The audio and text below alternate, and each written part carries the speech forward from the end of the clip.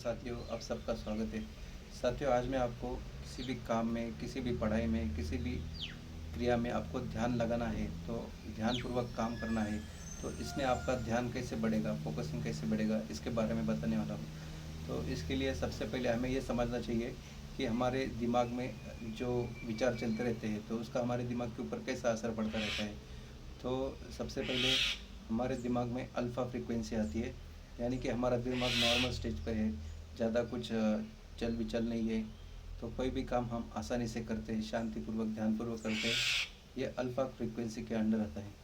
फिर दूसरा आता है बीटा फ्रीक्वेंसी। तो इस फ्रीक्वेंसी में कोई भी काम पढ़ाई करने के तो शुरू में अपना थोड़ा ध्यान कम लगता है, फिर बाद में कुछ समय के बाद दिमाग शांत होता है। जब अल्फ़ा फ्रीक्वेंसी में वापस आता है तो ध्यान लग जाता है। और सबसे लास्ट में आती है गैमा फ्रीक्वेंसी। अगर ये फ्रीक्वेंसी आपके दिमाग में रहती है तो आपका किसी भी कार्य में इसमें ध्यान नहीं लगेगा, यानी कि आपके दिमाग में ज़्यादा विचार आते रहेंगे। समझो कोई आप हादसा देखे, कोई ये देखा और क्लास में जाके आप पढ़ाई करने बैठे, तो आपका पढ़ाई में ध्यान ही नहीं लगेगा, पूरे दिमाग में वही चक्कर घूमता रहेगा। तो ये अल्फ़ा बीटा गैमा फ्रीक्वेंसी हम जो ओमकार साधना करते हैं, प्रणव साधना करते हैं, इसके नियंत्रित किया जा सकता है। तो ये इस प्रकार है। मैं आपको पहले प्रणव साधना किस प्रकार करते हैं वो बताता हूँ।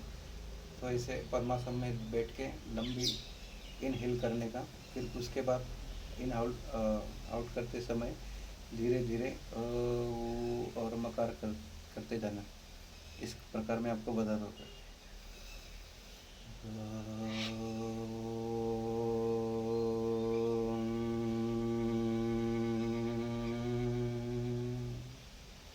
तो साथियों, आप कोई भी पढ़ाई कर रहे हैं, कोई भी कार्य कर रहे हैं जो आपको फोकस करना है, कंसंट्रेशन करना है, तो उससे पहले आप 10 या 11 बार ओमकार जप जरूर कर लेना। तो इससे देखना आपको ज़रूरी फ़ायदा पहुंचेगा और आपके दिमाग में अनवांटेड थॉट्स वो साइड में हो जाएंगे और आपका मन पूरा आपका काम में, पढ़ाई में, जो भी कार्यक्रम है उसमें लग जाएगा।